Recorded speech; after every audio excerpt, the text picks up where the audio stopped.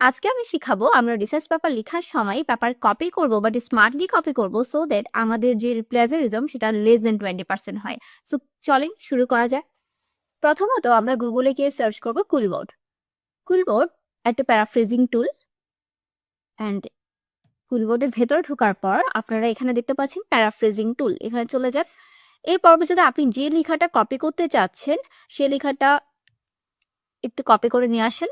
কারণ আমি এই পুরো লাইনটা কপি করতে চাচ্ছি। পেস্ট করুন, এরপর এখানে প্যারাফ্রেজ। আরেকটু স্মার্টলি করার জন্য আমরা যেটা করতে পারি, এখানে ওয়ার্ড বাই ওয়ার্ড এই যে লাইক এই ওয়ার্ডটা সিলেক্ট করে এখান থেকে আপনার যেটা পছন্দ হয় বা যেটা মোস্ট সুইটেবল হয় সেটা এখানে সিলেক্ট করে ফেলতে পারেন, সেটা আরেকটু স্মার্ট হয় আর কি। তারপর ধরেন এখানে গিয়েও আমি এটাকেও একটু চেঞ্জ করতে পারবো আমার মতো করে।